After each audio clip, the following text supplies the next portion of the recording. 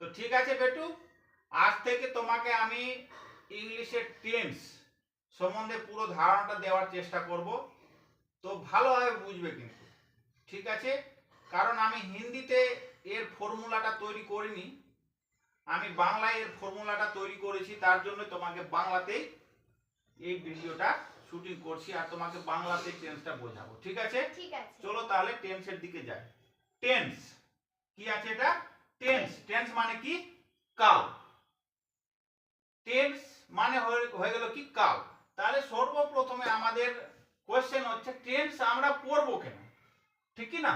Tense পড়ার কি দরকারটা কি, উদ্দেশ্যটা কি? টেন্স পড়ার উদ্দেশ্যটা কি?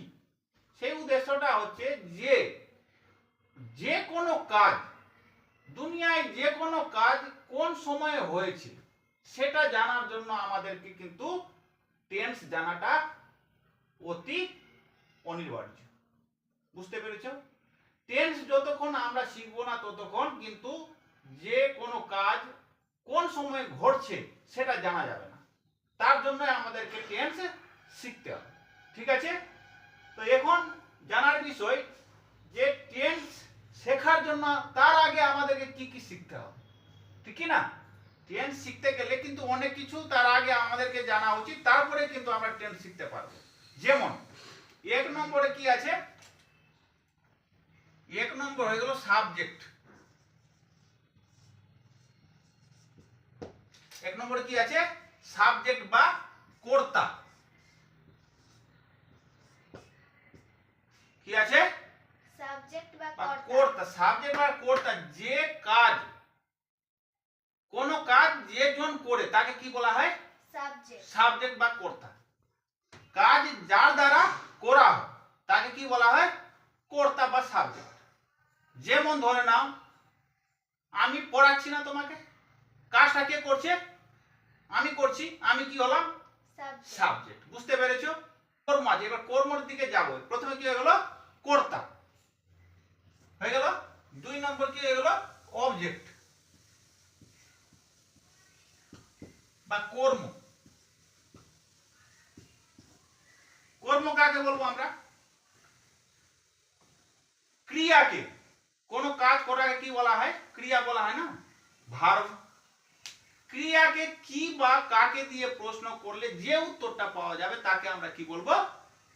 অবজেক্ট। অবজেক্ট বা কর্ম। আমার দ্বারা যে কাজটা করা হচ্ছে ওকে আমি কি বলবো? কর্ম। কি?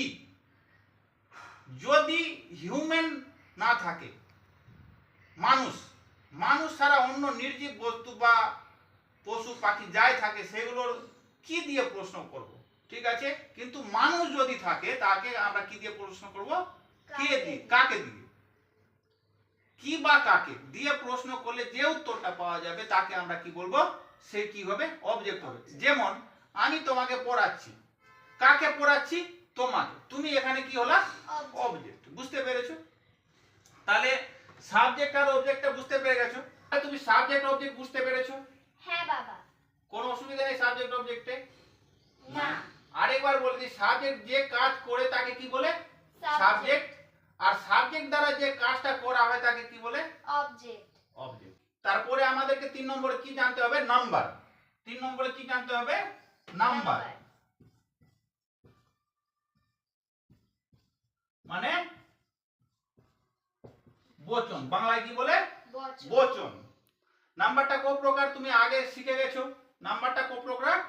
দুই প্রকার। একটা সিঙ্গুলার নাম্বার আর একটা প্লুরাল নাম্বার।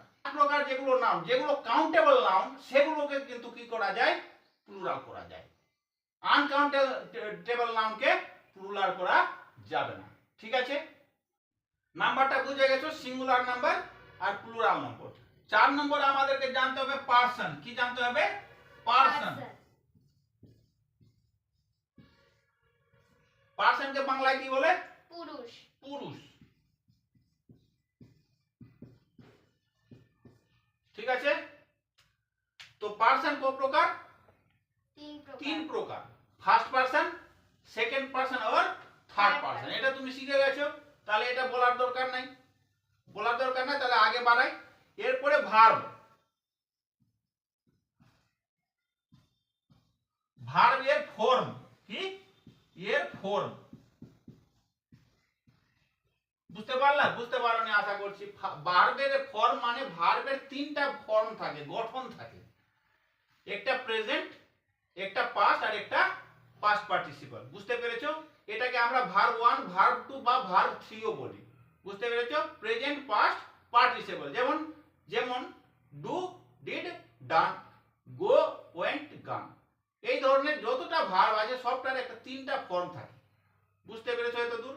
তাহলে আমাদের টেন্স শিখতে গেলে এই পাঁচটা জিনিস আমাদেরকে আগে জানতে হবে, যেটা তুমি শিখে গেছো। ওটা বলার দরকার আছে? বলার দরকার যদি না থাকে তাহলে এর আগে বেরোবো আমরা, নাই? না। ঠিক আছে।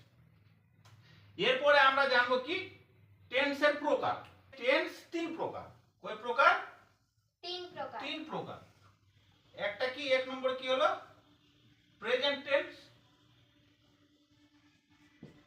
দুই নম্বর পাস্ট টেন্স আর তিন নম্বর ফিউচার টেন্স। বুঝতে পেরেছো? Present, past, future. প্রেজেন্ট বর্তমান, কি বর্তমান। আমরা এখন বর্তমানে কি করছি, পড়ছি। এটা কোন কাল হলো? বর্তমান কাল। কোন কাজ যদি এখনই হচ্ছে ওটাকে আমরা কি বলবো? প্রেজেন্ট। প্রেজেন্ট কাল বা বর্তমান কাল। গতকালকে, আজকে সকালবেলা না, গতকালকে যে কাজটা হচ্ছে বা তার আগে অতীতে যে কাজটা হয়েছে ওকে আমরা কি বলবো? পাস্ট। পাস্ট মানে হচ্ছে অতীত। ফিউচার আগামীকাল যে কাজটা করব তাকে কি বলবো? Future tense. আগামীকাল ভবিষ্যতে যে কাজটা হবে তাকে আমরা বলবো ফিউচার টেন্স। এতদূর বুঝতে পেরেছো? এবার প্রেজেন্ট টেন্স আমরা চলে আসবো কোথায়? Present tense. এইভাবে প্রেজেন্ট টেন্সের প্রতিটা টেন্সকে কিন্তু আবার চার ভাগে ভাগ করা আছে। প্রতিটা টেন্সকে কয় ভাগে ভাগ করা আছে? চার ভাগে ভাগ করা আছে। তো আমরা প্রথমে কার ব্যাপারে জানবো? প্রেজেন্ট, বর্তমান কালকে শিখবো। ঠিক আছে? তো প্রেজেন্ট টেন্সকে চার ভাগে ভাগ করা আছে। কি কি?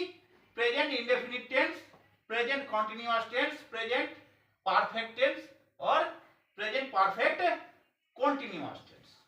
এতদূর বুঝতে পেরেছো? এতদূর ধারণাটা মাথায় ঢুকে গেছে? তাহলে আজকের পড়াটা এই পর্যন্ত আমরা শিখব। টেন্স সম্বন্ধে ধারণাটা মোটামুটি তোমার চলে এসেছে, যে টেন্স জিনিসটা কি, কেন পড়বো, কিভাবে পড়বো, টেন্স জানার আগে কি কি আমাকে শিখতে হবে। ঠিক আছে? তাহলে আজকে আমরা এখানে পড়াটা শেষ করব। কালকে আমি প্রেজেন্ট ইনডেফিনিট টেন্সটা কিভাবে চিনতে পারবো, কোন সেন্টেন্স, বাংলায় একটা সেন্টেন্স আছে বা বাক্য আছে, ওই বাক্যকে আমরা কিভাবে চিনবো যে প্রেজেন্ট ইনডেফিনিট টেন্স আছে, তাকে কিভাবে তৈরি করব, সেন্টেন্সকে কিভাবে আমরা গঠন করব, সেই জিনিসটা কিন্তু এর পরের দিন শিখব। ঠিক আছে?